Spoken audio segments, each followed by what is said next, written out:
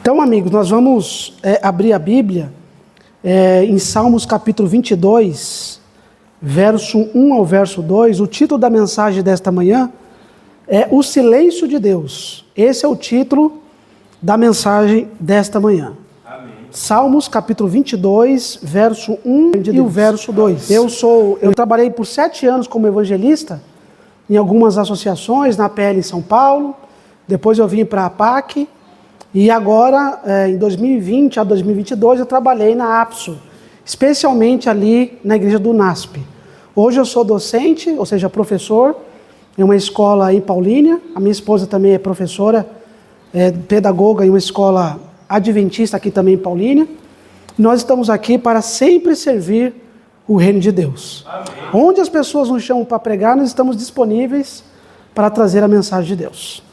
Abriu a sua Bíblia aí? Salmos capítulo 22, verso 1 e o verso 2. Antes nós vamos fazer mais uma oração para que o Espírito de Deus possa impressionar nossa mente na mensagem que será ministrada.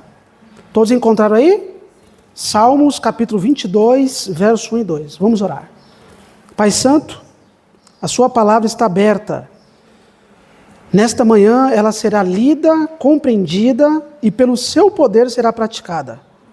Portanto, ó Deus, abra o nosso entendimento e o nosso coração para que possamos sair daqui preenchidos pelo teu poder e com a certeza da salvação eterna em Cristo Jesus. É o que nós pedimos e agradecemos em nome de Jesus. Amém. Então, Salmos capítulo 22, verso 1 ao verso 2. Esse é o texto base desta manhã. Nós lemos assim: Deus meu, por que me desamparaste? Por que se acha longe de minha salvação as palavras do meu bramido? Verso 2. Deus meu, clamo de dia e não me respondes. Também de noite, porém, não tenho sossego. Queridos, este salmo, não sei se vocês sabem, mas o livro de Salmos está dentro de uma estrutura da poesia. O gênero literário poético tem a liberdade de usar figuras de linguagens, de usar ilustrações, e o salmista Davi estava passando por uma grande dificuldade ao escrever esse salmo. E ele fala: Deus meu, por que me desamparastes? O título da mensagem, como eu havia mencionado, é O Silêncio de Deus. Há momentos na vida que nós clamamos a Deus e parece que Deus está em silêncio. Eu não sei quantos de vocês já tiveram essa experiência de clamar a Deus por um milagre, clamar a Deus por alguma resposta e parece que esta resposta não vem. Eu não sei se vocês sabem também, este salmo é um salmo messiânico. Por quê? Porque esse salmo aqui, ele reflete no que Jesus disse quando estava na cruz do Calvário. O próprio Cristo falou também essas mesmas palavras. Ele falou: Deus meu, por que me desamparaste?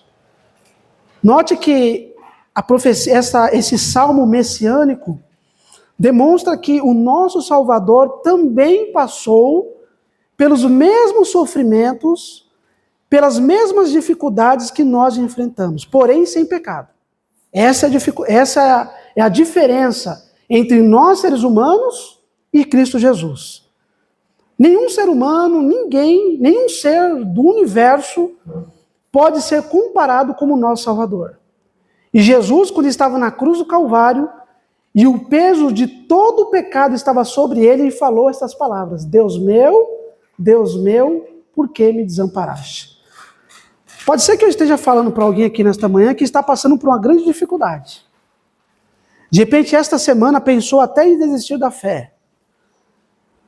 De repente, você não tem muita vibração espiritual, digamos assim, para vir aos cultos, para cultuar o Senhor.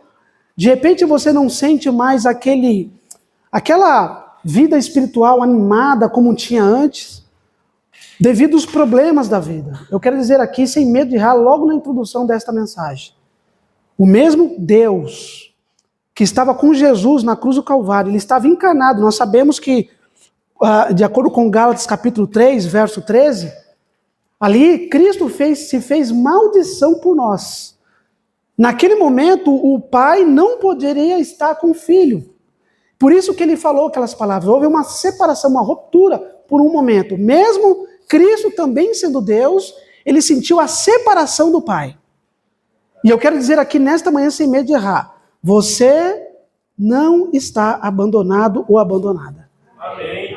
O mesmo Cristo que esteve com o salmista Davi, que estava passando por uma dificuldade, estava com Cristo também na cruz do Calvário, é o mesmo Deus que está aqui nesta manhã e ele olha para a sua vida. De repente você fala assim, não tem como, eu já orei, eu já clamei, eu já pedi a Deus e parece que ele está em silêncio. Deixa eu dizer aqui a você, Deus não está em silêncio. Quando aparentemente ele está em silêncio, é porque ele está trabalhando para fazer coisas maiores sobre os servos de Deus. Por isso que nós devemos acalmar o nosso coração. De repente, eu gostaria de usar aqui duas ilustrações. Pode ser que de repente você recebeu uma notícia, estou criando aqui duas hipóteses, tá? E aí o médico faz alguns exames, você pensa que está com algum problema de saúde, e aí a secretária fala assim, daqui uma semana eu vou entrar em contato com você, para você vir aqui ao hospital e o médico apresentar os exames. Aí passa 1, 2, 3, 4, e a secretária não liga. Vamos criar uma outra hipótese. De repente, você está aí com algum problema conjugal, e você já conversou com a sua esposa, ou de repente pode ser com o seu esposo, para que ele possa mudar, ou ela também, e ele fala assim, eu preciso de um tempo, nós estamos juntos, mas eu preciso de um tempo para mudar. E aí passa 1, 2, 3, 4 meses, parece que essa mudança não vem. Nós seres humanos, irmãos, nós somos imediatistas. Nós não gostamos de esperar. Quem é que gosta de esperar aqui na fila do banco? No banco não tem mais fila, né? Porque hoje nós fazemos tudo pela internet, né? Mas vamos criar uma hipótese. Quem gosta de ficar na fila do banco esperando para pagar uma conta? Quem gosta? Ninguém gosta. A irmã levantou a mão e falou que não, né? Ninguém gosta de esperar. Quem gosta de ir a um restaurante, de repente, estou falando para alguém que gosta de frequentar grandes restaurantes e tem uma fila para entrar. Quem gosta de esperar? Ninguém gosta.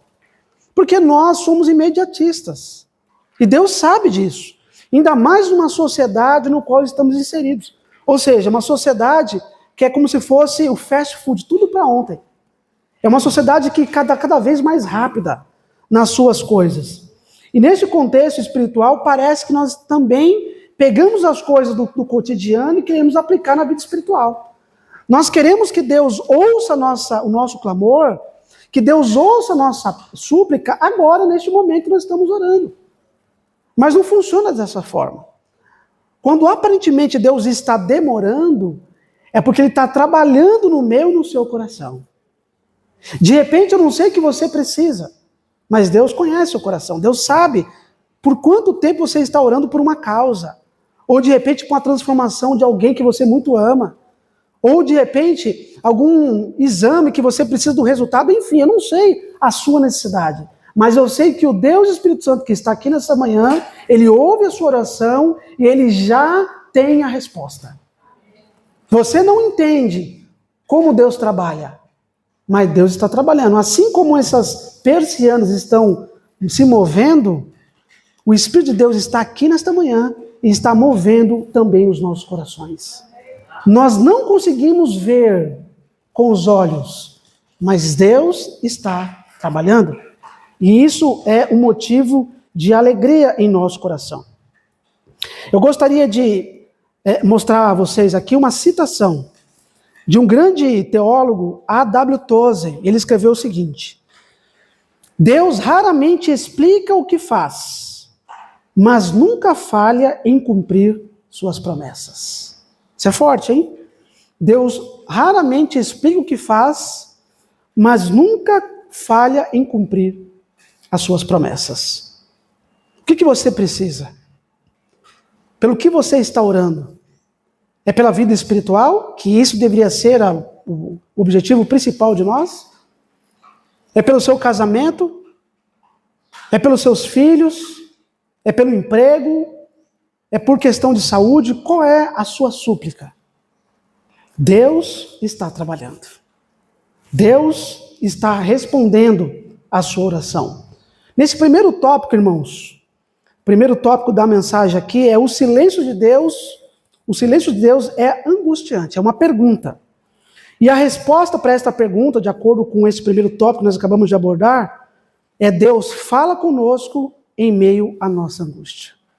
No momento de angústia, Deus, Ele fala conosco.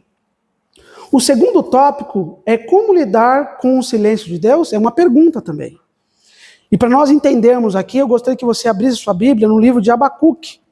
Abacuque no capítulo 1, no verso 1 ao verso 4. Livro de Abacuque, um dos profetas menores do Antigo Testamento. No capítulo 1, do verso 1 até o verso 4.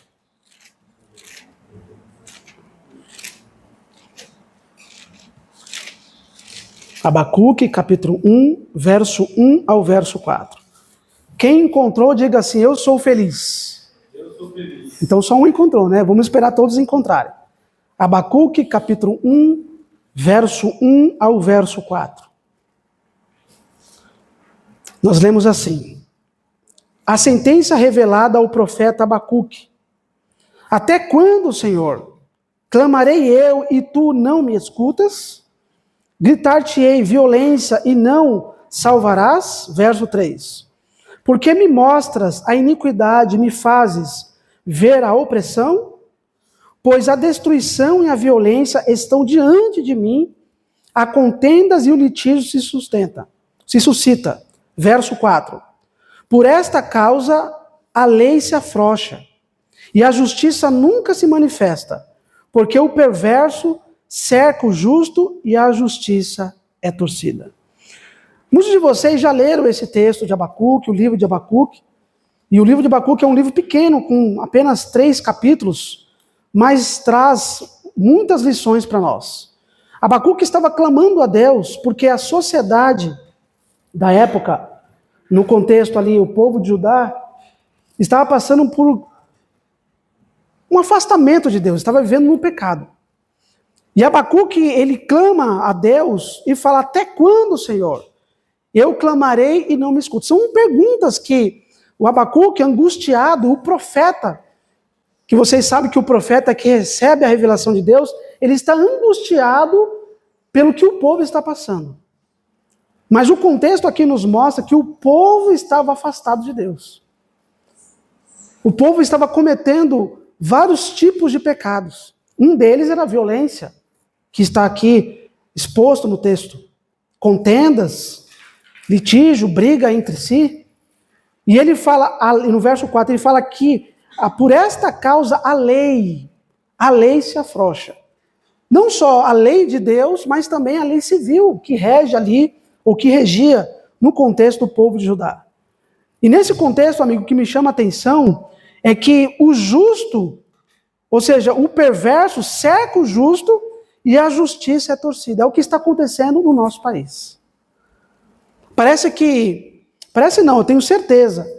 Quem mais sofre são as pessoas que querem fazer o bem, as pessoas que servem a Deus, as pessoas que têm princípios. Estas pessoas são as que mais sofrem no mundo de pecado que nós estamos inseridos. Principalmente no nosso país. Cada vez que a gente avança, amigos, e eu gostaria de destacar aqui, que nenhum poder político vai dar jeito em nosso planeta. Seja ele de esquerda, de direita, de extrema esquerda, de extrema direita, do centrão, não importa. Nenhum sistema político, repito, vai dar um jeito no problema do nosso país. Sabe por quê? Porque o problema do nosso país é além da política. O problema do nosso país é além das questões sociais. O problema do nosso país e do nosso mundo é pecado. E o pecado, como nós já vimos aqui, já foi resolvido na cruz do Calvário. A grande problemática é que as pessoas não querem aceitar Jesus, e quando eu falo aceitar, não é aceitar, ser batizado, vir à igreja, devolver os dízimos, não é isso. Aceitar Jesus é você manter a conduta de um cristão.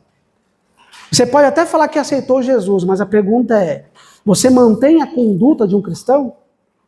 Como que é você em sua casa? Como que é você aí, de repente, no seu trabalho? Como que é você na roda de amigos? Como que é você em outros lugares? Porque falar que é cristão, todo mundo fala. Todo mundo diz. Agora, a pergunta é, e os frutos? Que fruto nós estamos dando? E aqui nesse contexto, Abacuque está clamando a Deus, porque a lei está sendo quebrada. Parece que a violência, parece que as contendas estão crescendo cada vez mais. E aqui Abacuque está clamando a Deus por justiça. E é possível que eu esteja pregando para alguém aqui nesta manhã que também está clamando por justiça. Que também está falando, até quando, Senhor, eu vou passar por isso? Até quando eu serei injustiçado? De repente eu posso estar falando para alguém aqui, pelos meus parentes. Até quando eu serei injustiçado dentro da minha própria igreja? Até quando eu serei injustiçado neste país, neste mundo? Até quando, Senhor? Perceba que essas palavras até quando, o próprio Daniel também falou. O anjo, né? O anjo que revelou ali a profecia de Daniel 9, Daniel 8, melhor dizendo, das profecias das 2000 e tempestades de manhãs, também falou, até quando, Senhor? Esse termo é usado por muitos outros livros da Bíblia também. Até quando, Senhor? E eu também, esses dias, eu falei, até quando, Senhor, nós vamos continuar neste mundo de pecado? Até quando? Até quando a sua igreja vai continuar vivendo uma vida de pecado? Até quando, Senhor, nós não vamos acordar, despertar e buscar o Senhor como deveríamos buscar, como nunca antes? Até quando, Senhor? Se nós não dobrarmos nossos joelhos todos os dias, irmãos, estudar este livro com seriedade e clamar a Deus por santidade, a nossa igreja, eu vou além, nós, individualmente falando, não seremos testemunhas fiéis do Senhor. Abacuque estava falando para o seu povo, até quando? Porque se uma pessoa ela está vivendo em santidade, ela não vai cometer injustiça. Se ela está vivendo em santidade, ela não vai viver com litígio, com brigas, contendas. Se ela viver em santidade, a pessoa não vai viver na fofoca. Se a pessoa viver em santidade, ela vai viver uma vida totalmente diferente do mundo aí fora. E eu digo a você, será que nós estamos clamando como Abacuque também em nossas orações? Até quando, Senhor, a nossa igreja vai ser fria? Até quando, Senhor, nós vamos viver esse marasmo espiritual? Até quando, Senhor? Eram as palavras de Abacuque. Há uma citação de um grande pastor chamado Sérgio Monteiro, acho que vocês conhecem, um grande teólogo, ele diz o seguinte: Deus está em silêncio porque muitas vezes não o deixamos falar. Às vezes nós não deixamos Deus trabalhar. Às vezes nós não deixamos Deus agir. Porque muitas das vezes nós murmuramos. Eu não estou dizendo aqui a você, irmãos, que você não pode clamar a Deus, que você não tem ansiedade, não é isso que eu estou dizendo. Eu estou dizendo que muitas vezes a nossa vida não condiz com aquilo que a gente crê. A gente não deixa Deus agir em nossa vida. A gente não deixa Deus santificar a nossa vida. Muitas vezes nós queremos que Deus apenas atenda os nossos clamores, as nossas orações, para nossas coisas pessoais. De repente um casamento, de repente um emprego, de repente um aumento de salário, de repente por muitas outras coisas que são corriqueiras daqui da vida. Deus sabe da nossa necessidade, da sua necessidade. Deus sabe da minha necessidade. E Deus atende também essas orações. Mas nós devemos orar, irmãos, pela nossa vida espiritual. Cada vez que a gente avança, escândalos e escândalos estão surgindo dentro do cristianismo. Pastores que estão se apostatando. Membros que não têm santidade, que não buscam o Senhor.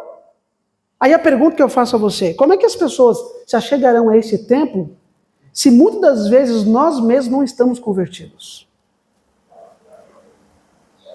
Antes de nós clamarmos pelas pessoas, nós temos que clamar pela nossa vida. Nós temos que ser santificados primeiro.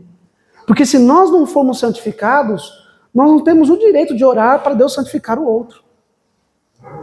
Deus quer transformar nesta manhã a nossa vida. Esta mensagem, irmãos, com certeza, fala ao meu e também ao seu coração. Conta-se uma ilustração, e eu gosto muito dela,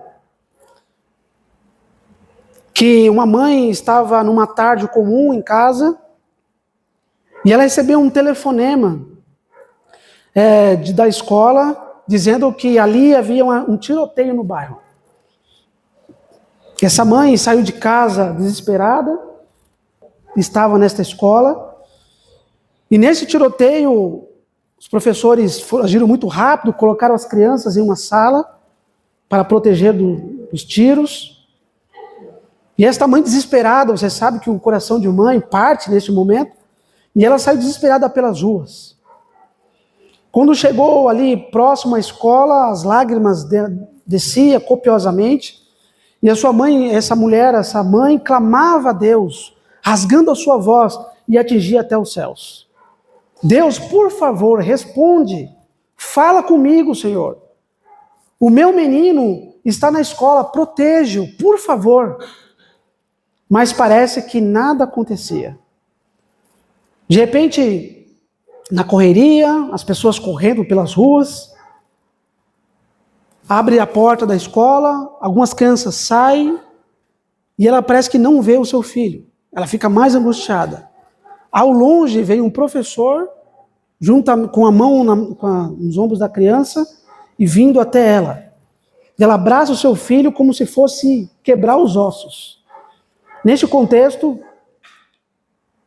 a mãe abraça o filho e fala: filho, eu amo você. A mãe não pode estar em todos os lugares, mas o Deus que eu creio, o Deus que eu acredito, estava com você em meio ao tiroteio. A mãe ali abraça seu filho, os dois choram, e nesse contexto o que me chama a atenção é que às vezes, irmãos, dentro dessa ilustração, às vezes o silêncio é proteção.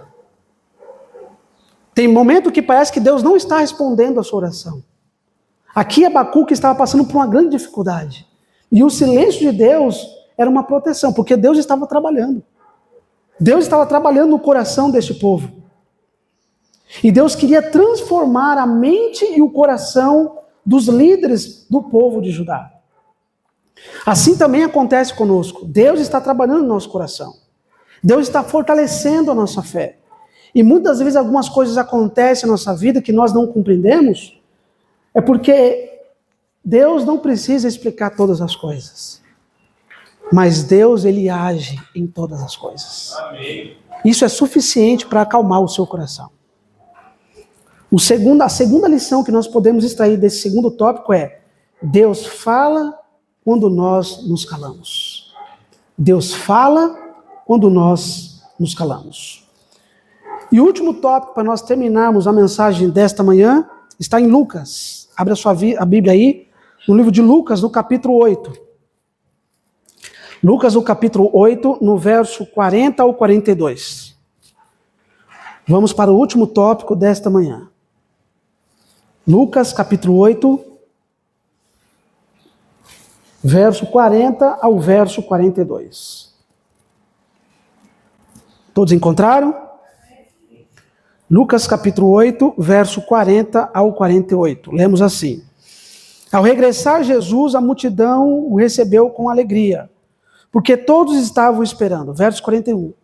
Eis que veio um homem chamado Jairo, que era chefe da sinagoga, e prostrando-se aos pés de Jesus, lhe suplicou que chegasse até a sua casa, pois tinha uma filha única de uns 12 anos, que estava à morte. Verso 49.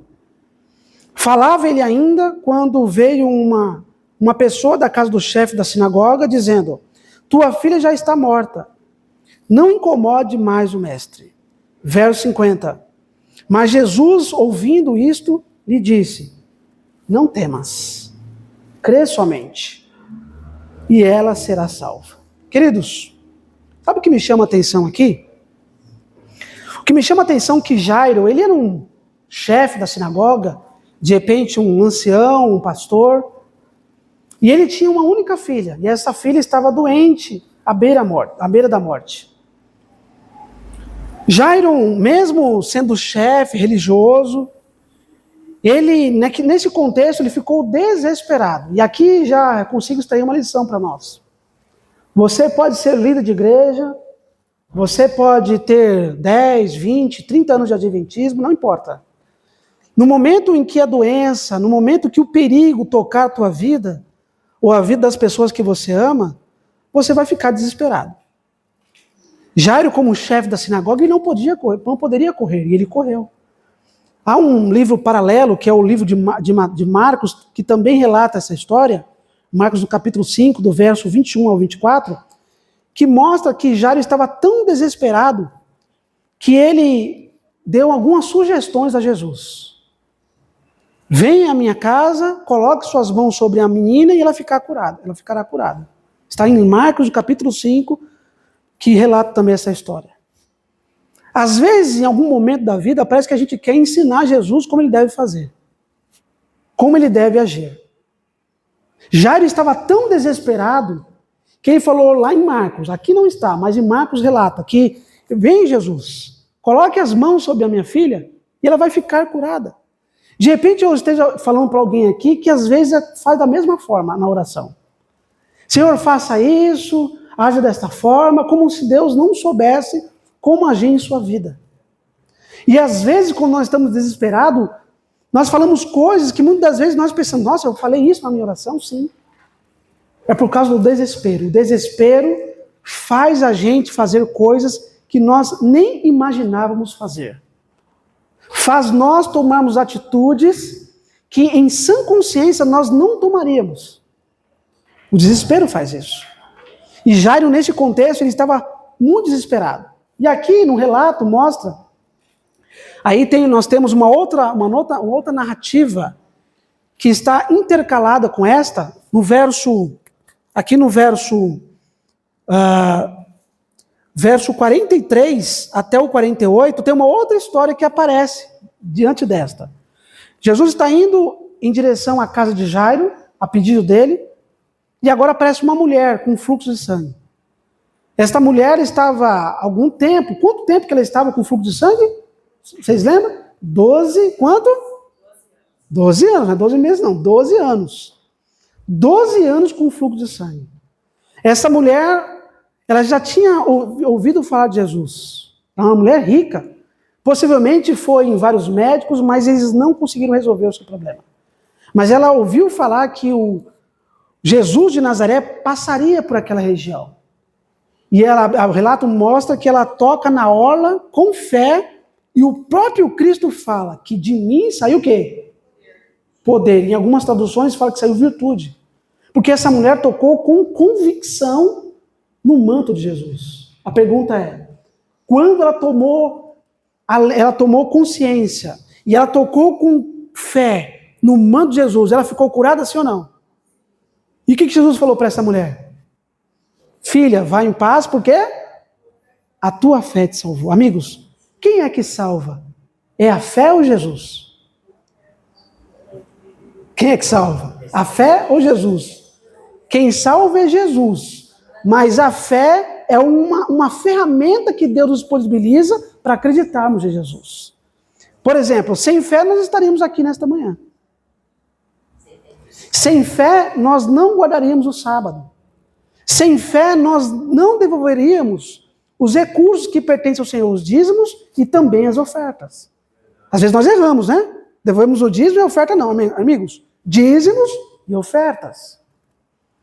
Então a fé é como se fosse um braço que estende para receber o presente merecido de Deus, que é a salvação.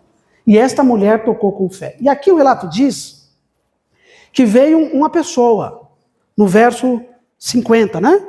O verso 49, fala que veio uma pessoa e falou assim, não incomode mais o mestre porque a sua filha já morreu. Mas o que Jesus falou aqui para este homem? Não temas.